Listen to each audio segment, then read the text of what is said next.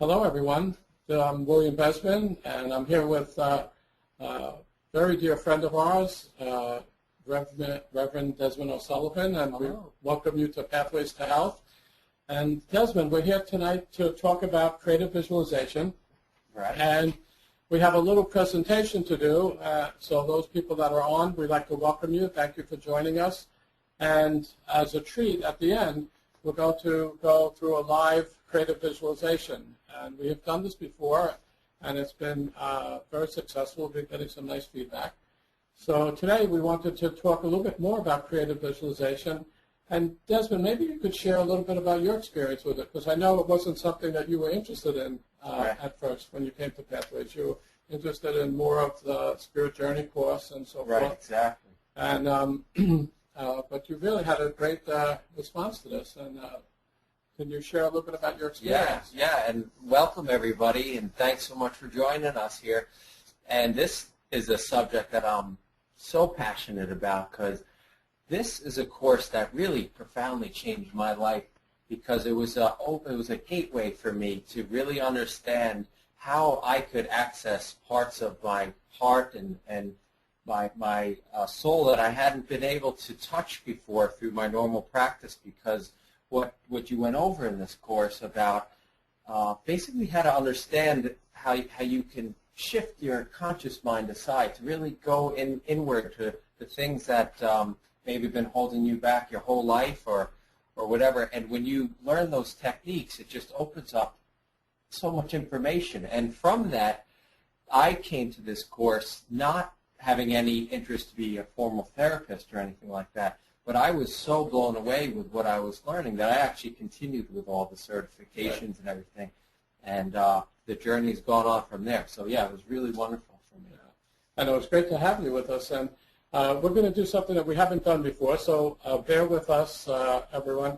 We're going to do a slideshow presentation, a short one, but we're going to talk about, and those of you that are on computers, you should be able to see the presentation right before you. And then we'll take some questions afterwards. You can write them in. There's a way of typing in questions, and we would love to answer them. And then we'll do the live journey. So let's see if this is going to work. I'm just going to reach over here. Hit this right here. Okay. And we do play. And let's see what happens. So this is the first slide in creative visualization. It's also, we call it Clinical Hypnosis 1, and it is a course that we're offering at the end of this month. It's a Friday night, Saturday, and Sunday, and it's a standalone course, as you know, because I believe, and I know Judith, my partner, and many others that have taken this, believe that this is really something that everyone should experience, either for their own self-growth or to work with others. There are many healers that are on the call, all different types, from healthcare professionals to massage therapists to yoga instructors and people who do meditations. And we believe that by understanding this, Desmond, this is the science of the deeper mind. Yeah. And so I'm going to give it a shot and see if we can move forward. And what we're going to be talking about is what is an altered state of consciousness? Because when you go into a relaxed state, or when you have to use, or you go to use creative visualization, you have to use a different part of the brain than you're used to. We're most used to the intellect, the conscious mind, that's responding to our five senses does. And that's fine. That's very powerful. It's what most of us in our society are used to using. However, many people believe it's only about 5 to 10% of our consciousness. Right.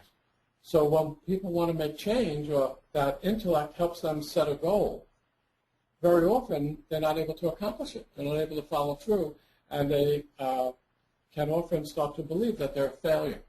And really what failed was not necessarily them, but no one had taught them how to tap into that deeper part of the mind. So when we look at an altered state of consciousness, you see it's just simply a relaxed state of mind and body. as opposed to being in a state of stress. And a little later on in the presentation, we're going to show you the difference between a relaxed state and a state of stress, and how suggestions are accepted or not accepted, and how we can make change. It's an increased concentration. It's a narrowing of your attention down from everything going on around you to one particular thing. It's almost like looking in a microscope. You know, like there's all this stuff going around, but then when you go into that altered state, whatever you focus on, it's like looking in a microscope, and you see it in a much bigger, more concentrated form. And it's also the way we communicate with the deeper mind. By going through the altered state, we have greater access to our deeper mind, which is where we believe all the power is. And through altered states of consciousness, it's a way of gaining control, not losing control. Very often, people have misconceptions about relaxation or going into altered states or meditation or hypnosis or guided imagery, things like that, because they feel they're going to be losing control. In fact, it's a way of gaining control over themselves. So if we're going to continue a little bit more with altered states of consciousness, and as I said before, it's really an intense concentration, very much like daydreaming or watching a movie. You know, when you're absorbed in a good movie, time can go by like that. You know, a 2-hour movie, if it's really good and keeps your attention, it goes by very quickly. However, if it's a terrible movie, then all of a sudden you're watching your clock, or you're looking at your watch, your back hurts, you get up, you move, you shift. You can't stay focused with it because it doesn't capture your attention. But when we go into that altered state, when we learn how to do that at will, when we want to do that, it opens up the doorway to the deeper mind where really our power is. Which is what I was saying before. Exactly. Learning that, all of a sudden I was able to access things that I'd never, for years of trying to get there, could never get to it. So yeah, this was amazing. And then we also have a law of the mind that we'll see a little later. The harder you try, the opposite occurs. Right. So if you're hesitant about talking in front of people, for instance, to our audience out there, and you try really hard to relax, the harder you try to relax, actually what happens is the more anxious you become and the worse it gets, as opposed to having imaged it and used your creative mind to picture it over and over again happening the way you want it to happen. And because the deeper mind can't tell the difference between reality and fantasy, when you practice it, it's as if you've done it and accomplished it the right way. Where when you worry about something, the opposite occurs. That worry is not positive, obviously, so it starts reinforcing that a bad thing occurred. Now, here's a question I get. What exactly, you say the deeper mind, what exactly is the deeper mind? Because people are aware of, say, conscious thoughts and unconscious thoughts, but it's really a lot more than that. So deeper mind is a much greater perspective from your healing philosophy. So that's a great question. Okay. Yes. I think it includes the subconscious. Then you go deeper into the unconscious. And then if you travel deeper, people who are into spiritual healing or spiritual awakening, what do you call it, are, I'll fix it. What happened? Yeah, where did it go? You're good. Okay. Anyway, when they go to spiritual healing and awakening, they look outside of themselves. We just had a little trouble with our screen. Bear with us. There we go. And as opposed to going inward. When we go inward, you go below the blocks of the unconscious mind, and we get to a place that we call the higher self. And that's truly where our power is. And it's by going through and reaching that higher self, that greater part of your consciousness. That's the part that connects you with your higher power. That's the part that sees the much bigger picture. Exactly. That's the part that has all of your soul's qualities and gifts available to utilize in this journey, as opposed to feeling like a victim. Very often we get caught into that role by recordings that we've heard over and over again that we're not good enough, who do we think we are, to expect to do that. And that's what I think I didn't understand going in.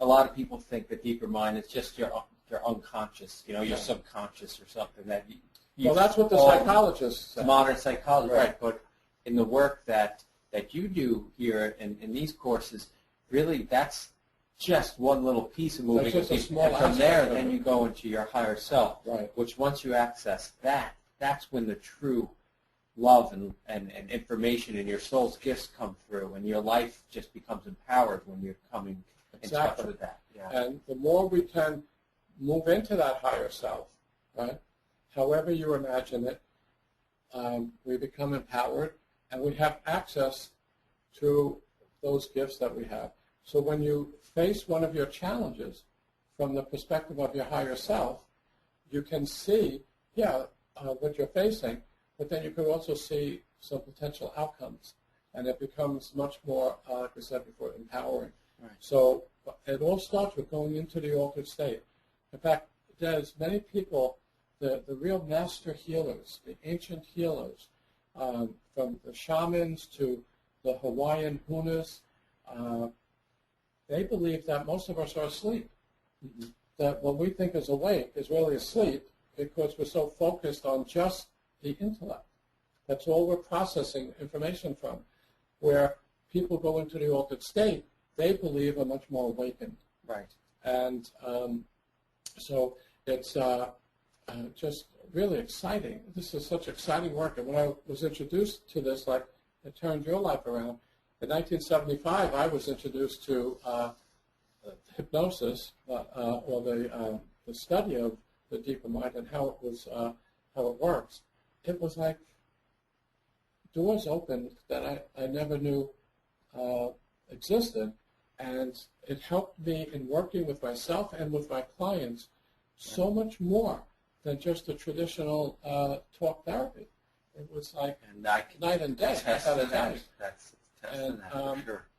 And then, that journey continued for me to go deeper and deeper, and that's how I ended up developing the hypnosynergistic model that we teach here at Pathways, which is a combination of ancient healing, energy work, spirituality, the work with the deeper mind, psychotherapy, and, of course, transformational healing. So we used that to put it all together to help someone go from just learning to relax to, if they choose to discover their soul's purpose. Right. So a little bit more about the altered state. It's something that everyone experiences all the time, and these are some of the natural ways. We talked about daydreaming or watching a good movie. It's also like getting absorbed in your work. When you're so focused on your work, time goes by like that, just like in that good movie. We call that the altered state, or concentrated attention. Right. Or like if you're driving on the expressway and you've driven that route many times, and all of a sudden you missed 5 exits. Wow, where did they go? You were busy talking possibly, or listening to music, or thinking even, and yet who was driving? Right. Right. And that was the deeper mind driving, because it was a path that was well taken over and over again. So you didn't have to focus on it, and you were able to think of something or get into an involved conversation. Or sometimes people on the phone are doing that now, and they're talking, and their conscious mind's not driving. Right. Right. So scary. Yes, it is. So anyway, so continue. This.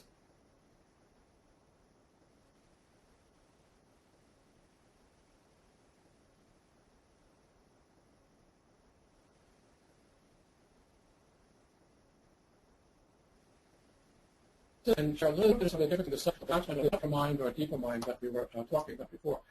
So first thing is the conscious mind. That's what we were talking about before. That's our intellect. Mm-hmm.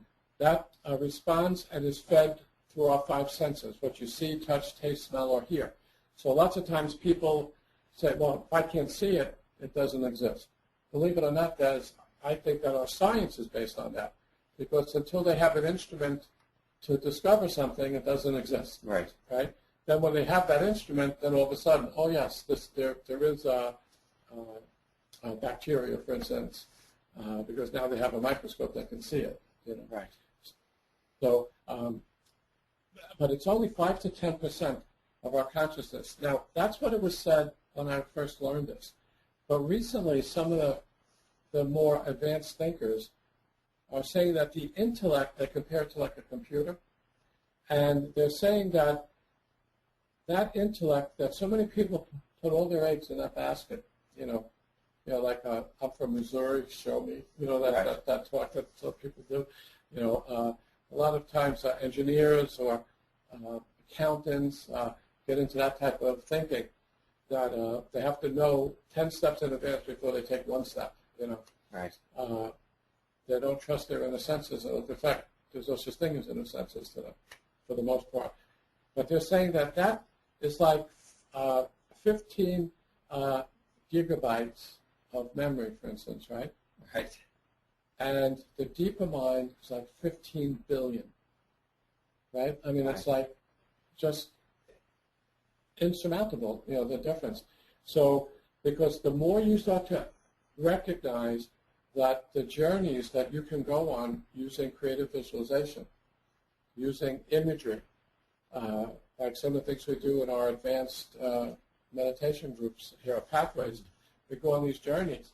People are experiencing different dimensions. They're able to experience, imagining themselves out in space, looking down at Earth, and so forth. And they're expanding their consciousness. And it's through that expansion of consciousness that we actually raise our vibration and become what I believe more whole and complete. Right. And the key for that, as you mentioned before, Des, is going into the higher self. That part that just knows pure unconditional love. So what for the viewers that listening in on this, going to the higher self, accessing that, how is that different than, say, traditional therapy where, they talk about, you noticed a huge difference, that changed your life. So maybe how is going into the higher self more healing or different than, say, just how normal psychology works today? And how does that empower people? Most therapies are looking to help people gain insight and awareness. Right. So you have a maladaptive behavior, Right. like smoking or overeating or anything that you're trying to change, Right. short temper, whatever it might be. And you are working in therapy, and they say to you things like, what do you think that's about? Right. And you're thinking about And you're that. thinking, and you're in your intellect. Right. And now there are some that say, no, we talk about feeling, and we want you to feel, right? Okay, Right. That's true. But then they jump right back to the intellect to analyze it. So the intellect is limited to our experiences, Right. right? So the only thing it can reference is something that it's experienced. There's no expansive thinking. Now, if they read more and they get more education, they have a little more expanded thinking. But insight, I found out the hard way in my own therapy, gaining insight as to why you do something, for me, frustrated me more. Right. And you go around and around in a circle. Because now I know why I'm doing this behavior, right? Then you feel guilty about it. And then I do it, Yeah. and the harder I try to stop it, the worse it gets. Right. And you feel less and less empowered. And how many people have you met in your practice that have been going to traditional therapy for years and years and can't get over it? Right. For this reason. Most right? of the people that I worked with in the beginning of my practice came to me as a last resort. They've been on every medicine. They were in different types of therapy for so long, and they could analyze something to death, but still have the behavior. Yeah. Right? And I recognize that there's something wrong with this. Whereas the deeper mind, that's the mind-body connection. Right. And when you change something in the deeper mind, it changes the body. Right? So, for instance, if someone talked to me about their situation, and I would say to them, where do you feel it inside your body? They might say, oh, when I talk about that, I get a knot in my stomach. Right. All right? Well, to me, if we heal it, and I'm not talking about gaining insight, I'm talking about healing it, Right. and we talk about the incident, there should not be a knot in the stomach. Does that make sense? It does, and if I can say my experience with it, that is the difference and why this is so wonderful, no matter what level you're looking to take this, because perhaps this sounds familiar to you. You have something that's bothered you your whole life. I know when I started working with this, and you feel it. You feel it in your body, and then you're able to identify it. So I knew, well, I'm really hurt about something that happened in my past. Right. And I've been, one of the issues where I was carrying for years. Right. And I knew it. I knew where I felt it, and I identified it. I could tell you all about it, and I could describe it, but I never was healing from it. When we started using the altered state, all of a sudden it was leaving it felt like it was leaving my muscles, my cells, leaving your whole and all of a sudden I was releasing levels of emotion that had just been locked up by that. It was almost in a protective place of the conscious mind. And that's the power of it, because all of a sudden you feel like 50 pounds lighter. And any of you on here who've experienced it, you kind of know what I'm saying. All of a sudden you're like, wow, where did that come from? Yeah. And thank God. So that's the beauty of trying to empower yourself through using creative visualization, altered state work, and getting out of that conscious mind. So. And changing at the cellular level. At the cellular level, right? Yeah. Because your body has a memory.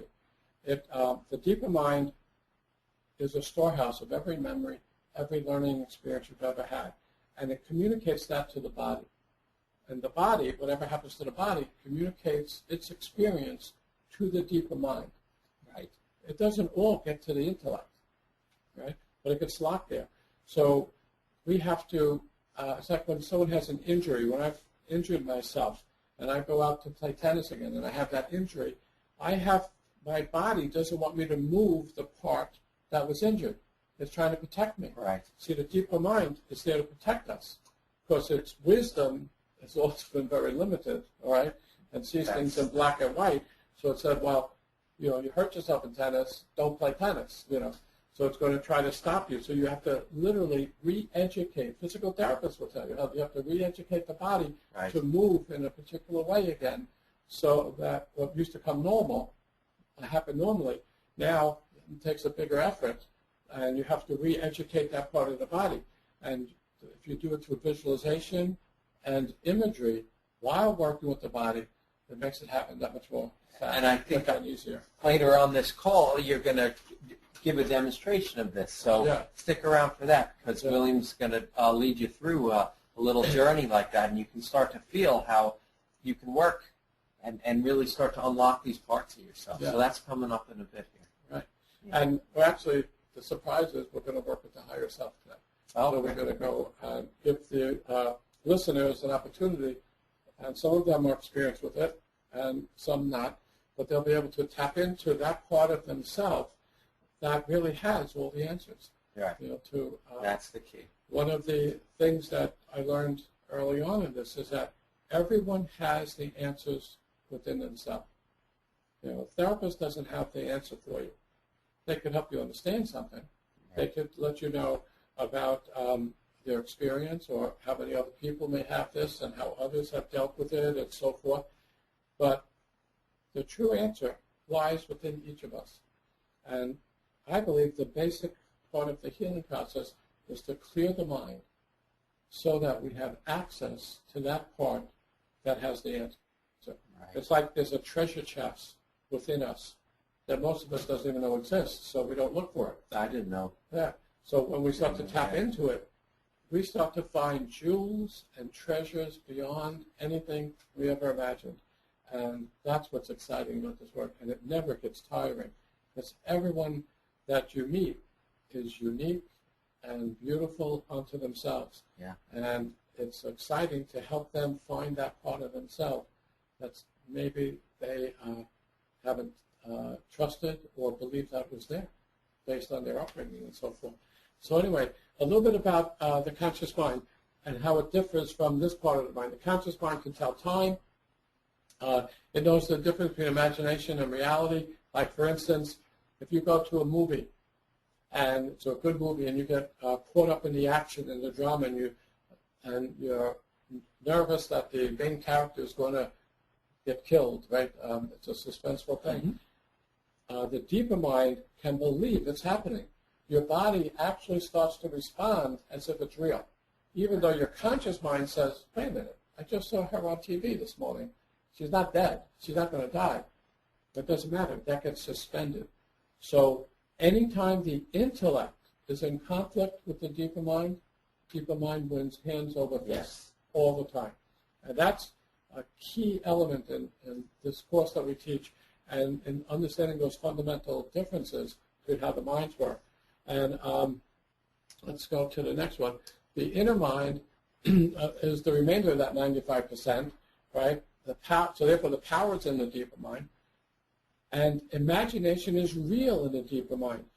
So what that means to the listeners is if you are afraid of something, you worry, oh, I'm afraid to go over the bridge. People can't drive over the bridge. Or as they drive over the bridge, they get real anxious. Their heart starts to pound out of their chest.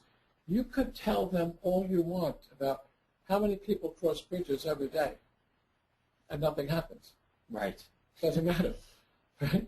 Because the moment they get on that bridge, their imagination takes over, and they believe something terrible is going to happen, and their body responds to whatever that belief is.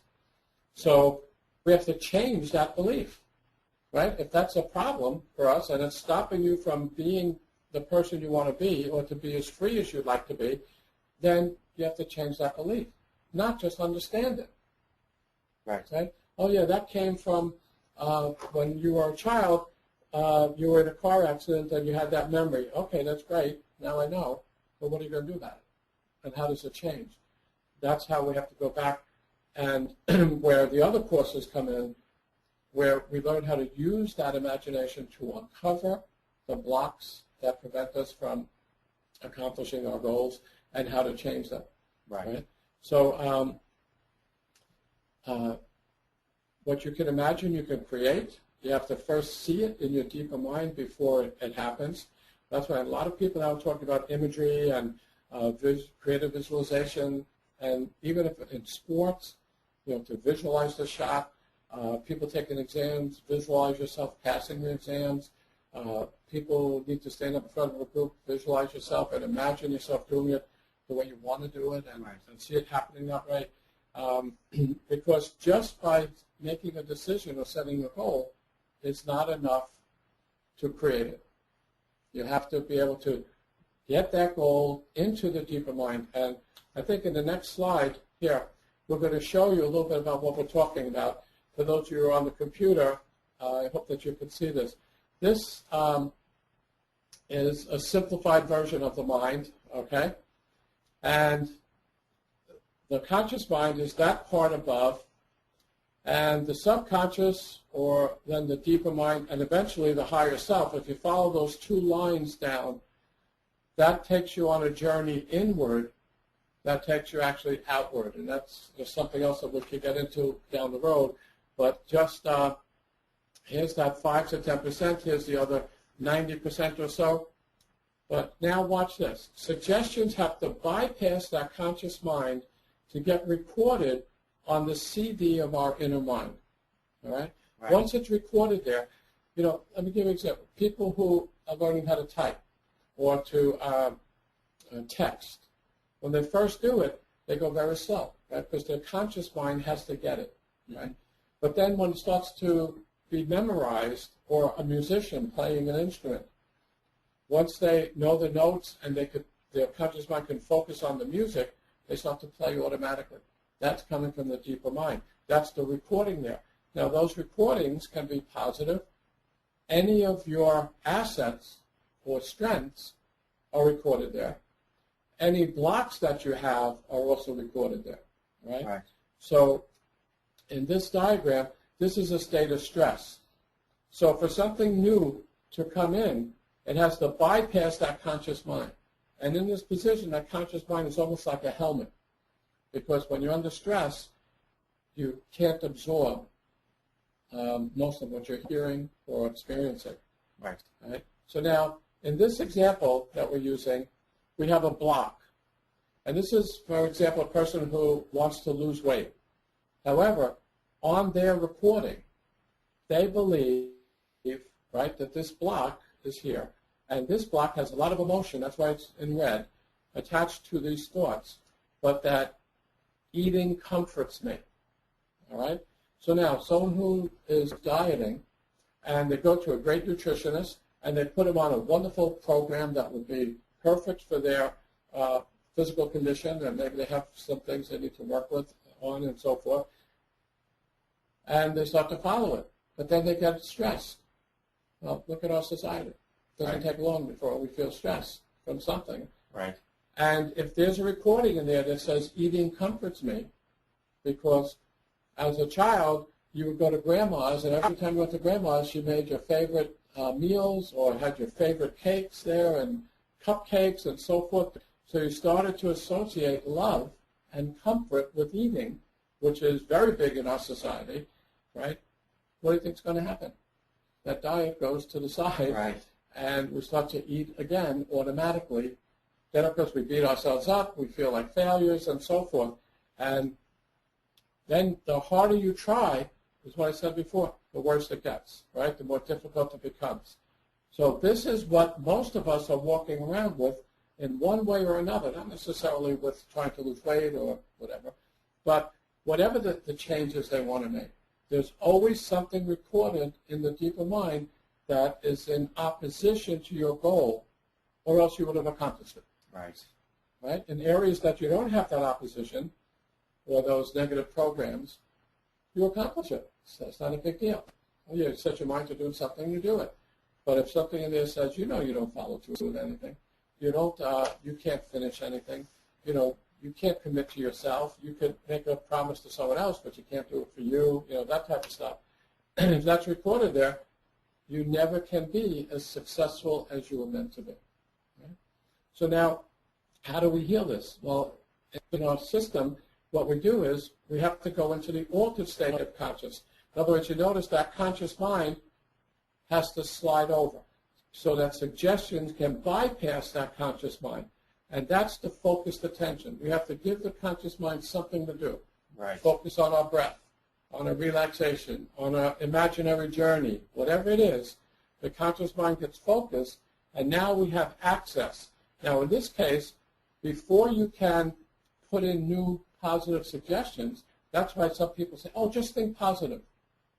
Well, if you think positive, but you have a red line like that of emotion that's in the opposite direction, trust me, you can never think positive enough. It's just never going to make the change, and you're going to get more and more frustrated. So what we have to do is we have to slide that conscious mind over, and then we have to remove the block. We have to be able to, in that altered state, we have access to that deeper mind. And through methods that we teach, we're able to remove that block, right? And once that emotion pulls out, then we could go in and remove the part that says eating comforts me. right, Now it's much more open for the positive suggestions. Now this is where the intellect or conscious mind comes in. What is the way the conscious mind wants us to behave? What is the education that it's had? What is the new learning that it wants to incorporate? It read something. It went for a consultation someplace, or you went and you want to bring that wisdom into your own life. You have to get that wisdom into this deeper mind. So now we're more open to positive attitudes that can replace those old limiting thoughts.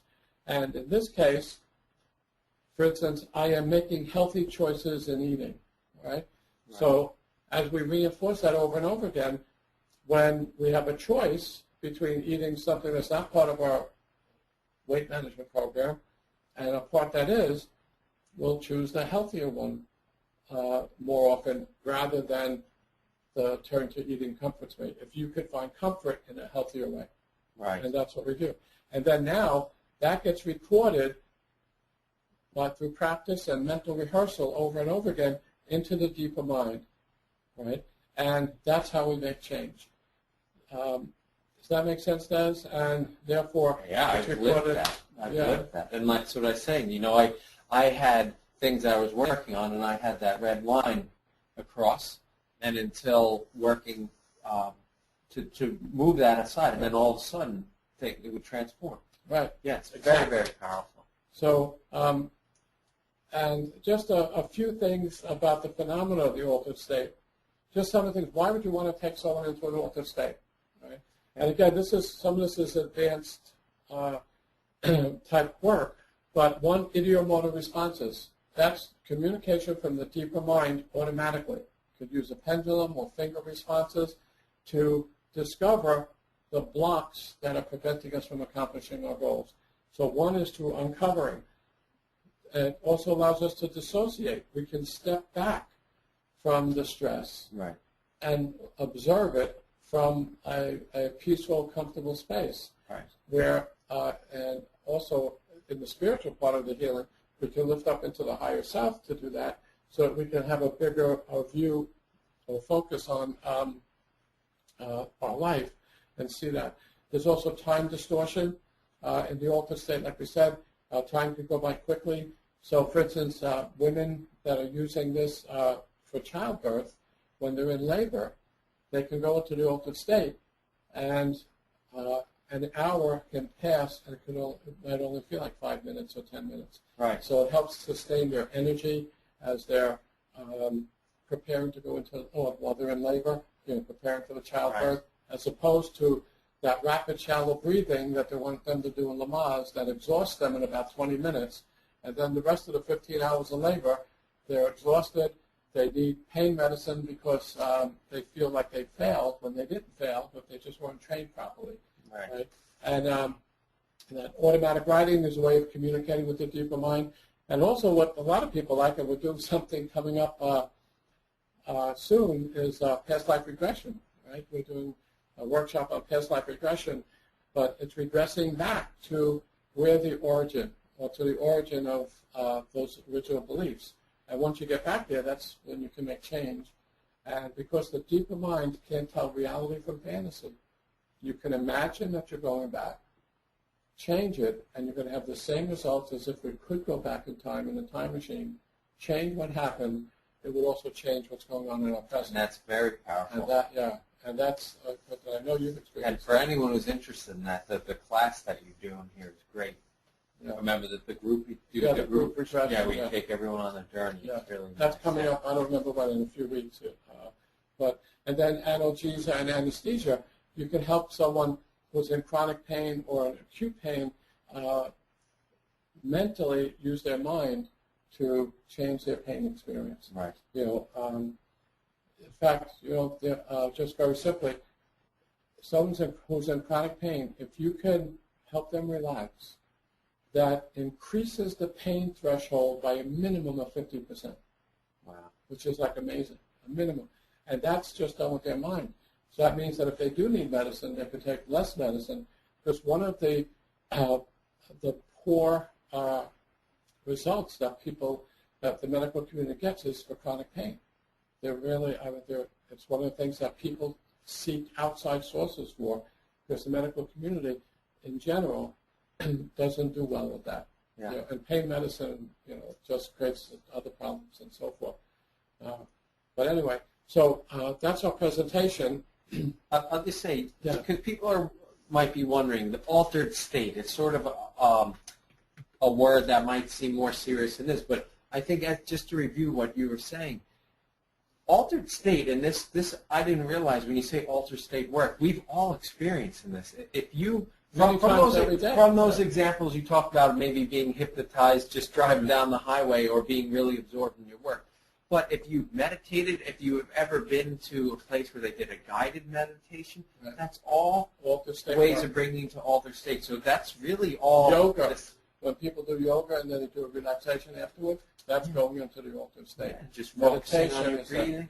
So it's actually it's something that's so common that we all use in our lives, and I think this is just a beautiful way to sort of focus it and use it as a wonderful tool, because I feel this is the greatest tool that anybody could be taught in their life. And I'm amazed aren't you amazed that people go through life and they never know that this is available. This is what we're born with, this ability. It's a gift that we have. And our society creates so much stress that it actually takes us out of that. And that has become the norm. Rather than being in that altered state, which is what we were designed to be in that, because we have much more access to our inner senses. That's where we get our intuition from, our beautiful gifts and so forth. So, yeah, we're going to go on a journey now. So do you want to put on that picture again? Yeah. Of just the top slide. And yeah. So what I invite all of you to do is to get yourselves comfortable. If you listen to us on the phone, please, if you're driving, pull over, because you do not want to do this while you're driving.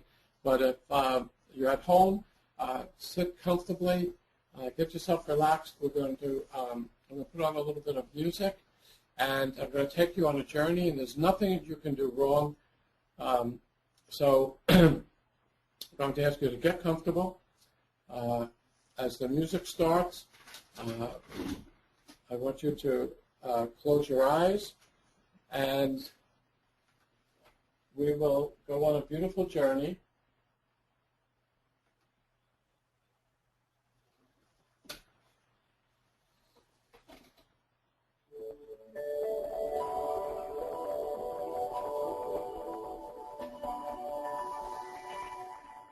So I invite you to sit back comfortably.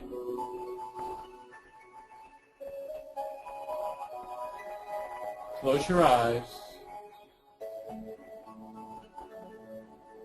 And begin by taking 3 slow, deep breaths. And with each breath, imagine any tension, anxiety, or apprehension just breaking up, and allow it to leave your body as you exhale. So that with each breath, you can imagine any tightness, tension, any disruptive energy that you've been carrying from your day. Imagine that this just breaks up, and each time you exhale, it goes out into the air where it dissolves, where it can no longer hurt you or anyone else.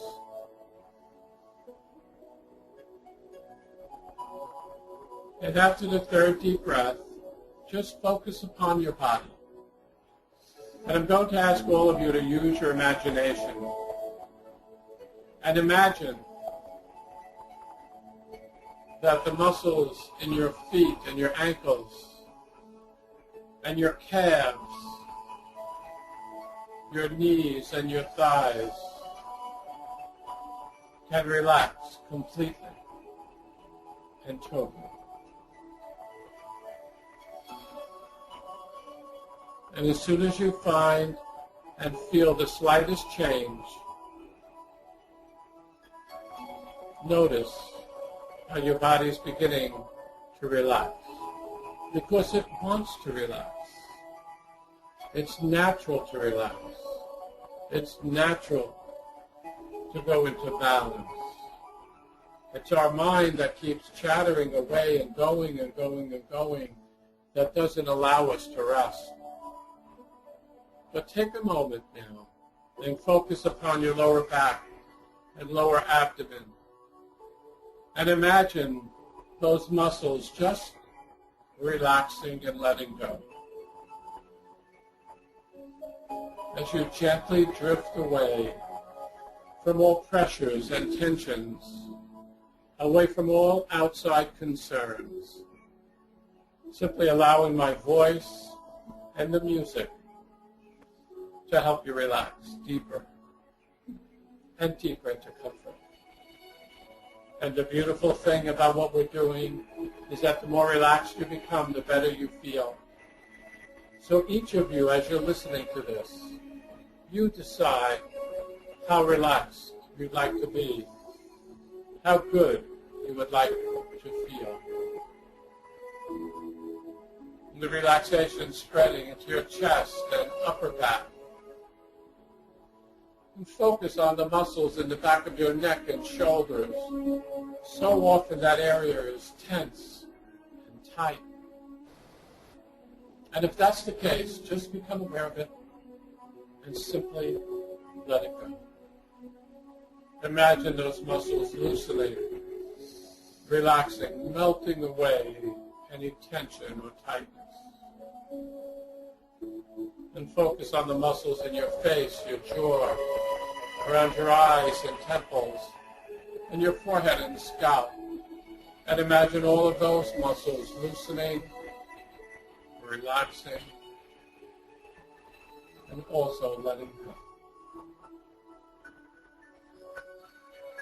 And I'd like all of you to use your imagination once again. And imagine yourself walking along the powder white sand of a beautiful beach with glorious mountains all around. A scene very much like in the picture before you. Imagine yourself walking on that sand. Focus your attention and feel your feet as it walks into the warm, comfortable sand. And each step that you take, imagine that you're walking away from all of your tension and all of your worries and all of the pressures. So that each step that you take, you find yourself becoming more balanced, more clear. Imagine the day is perfect, the temperature exactly as you like it. A slight gentle breeze coming in over the water. And as you breathe in that fresh, slightly salty air, expand your lungs and breathe in that life force. And imagine that life force going through your lungs and into your body. Breathing in balance and harmony, success and confidence. Feel the freedom. Look around at the beautiful vegetation that surrounds this beach, the glorious water, the sky so clear. It feels so good to be alive.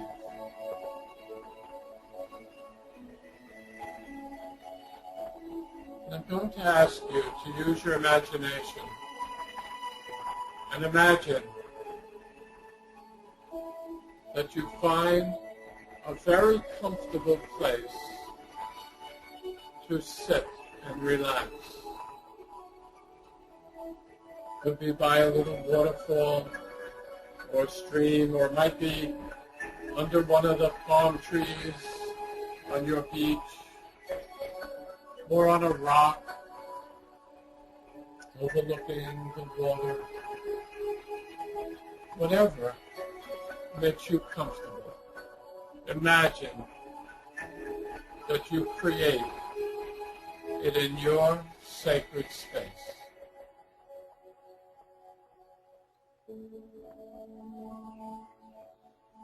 And while you're sitting in that sacred space, I'm going to invite you to focus upon your chest. And in the center of your chest is your heart energy center, your heart chakra. And imagine that as you focus upon that heart, that light expands. Allow it to expand and fill your entire body with a gentle warmth, comfort, of peacefulness, and tranquility. Each breath that you take expands that light, and soon that light is filling your entire aura.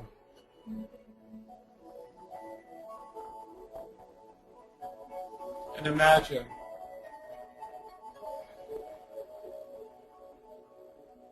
as your light expands, you begin to feel lighter and freer and more expansive. And you begin to gently lift up and up. Use your imagination and imagine yourself lifting and expanding your consciousness. Feel the music helping you to lift up and up, expanding way beyond the limits of your physical body,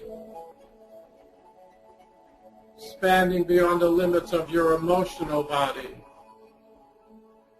And as your light expands, it expands beyond the limits of your mental body into the realm of spirit. And imagine that as you lift up, you begin to see from the eyes of your higher self, your higher, most loving self, the part of you that only knows divine love, understanding, compassion, and forgiveness. And from that loving space, look down upon your life, upon your physical body, and shine your heart light to your physical body. And set the intention that you're going to love that physical body. It's the body that was given to you as your vehicle for this experience on earth. And the more that you love it and take care of it and honor it and respect it, the better it will serve you.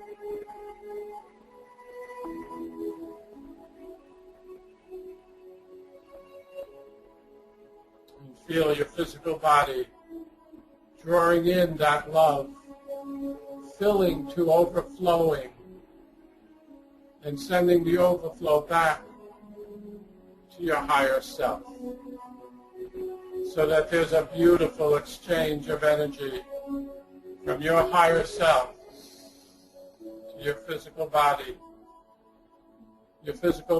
taking in all that it needs and sending the overflow back to your higher self. And now look at your emotional body and shine that loving light from your higher self to your emotional body. And watch as your emotional body comes into balance, creating an inner harmony, an inner peace, putting things back into the proper perspective. And from this loving space, love that emotional body. That's what gives you your feelings. That's what separates those that are living from those that are in the spiritual realm. The emotional body that brings feeling into this dimension. And as it comes into balance, our experience of life becomes so much more rewarding and satisfying, so much more beautiful and fulfilling. And from your higher self, shine that beautiful, loving, and divine light to your mental body. That mental body that is so tired of racing through and worrying about all the things that you worry about. And it does the best that it can with what it has to work with. You see, that part of the mind, that mental body, is not aware of the love, the wisdom, compassion, understanding, and divine light of your higher self. But as it experiences that light, the mental body can slow down. And those limiting thoughts, those negative thoughts, those judgments of self and others, the self-criticism and condemnation that we often experience, just simply dissipates. Because nothing is more powerful than the light from your very soul that represents the light from your source, from the Creator, the one light, the one love, the one God. So from that higher self, send that love to that mental body. Know that it has done the best that it can. And that you hold it in a loving light. Watch as those negative and dark thoughts just dissipate.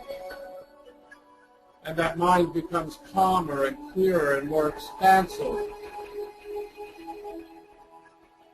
And it takes in all that it needs and then sends you in your higher self the overflow. So from that higher self, there's a multidimensional flow of love into your physical body, into your emotional body, into your mental body, and from those three bodies back to your higher self. And in this state, you recognize that you are not alone.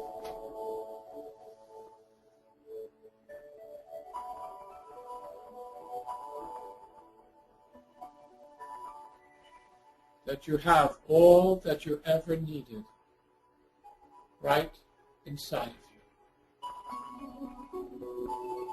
And imagine yourself back in your everyday life,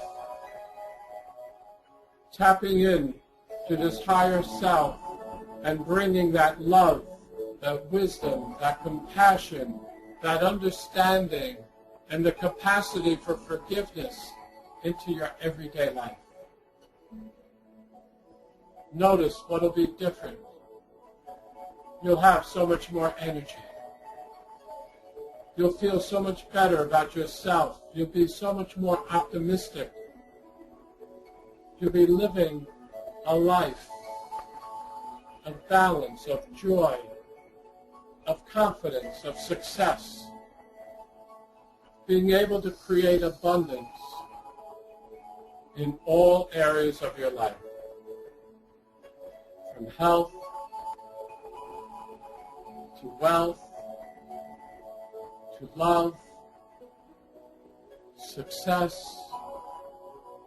all for the highest and the greatest good. And allow those images to enter your mind many times each day. And any time you wish, you can return to this sacred and special place. Because once you've been there, you can return anytime you choose. In a few moments, you'll go to count to 5. At the count of 5, you'll come back to where you started the journey, bringing with you that love, that wisdom, that compassion, that understanding. So when you go to sleep tonight, you'll be able to sleep soundly, peacefully, feeling the incredible love that your higher self has for you. A love so powerful, so complete, that it lacks nothing and contains everything. So imagine yourself beginning to walk back along that beach. And as I count to 5, let yourself come back feeling lighter, feeling clearer, feeling freer. 1, 2, just feeling really good now. 3, coming back, feeling balanced, clear, confident, and free. 4, eyes beginning to open. And 5, balanced and clear, comfortable and free.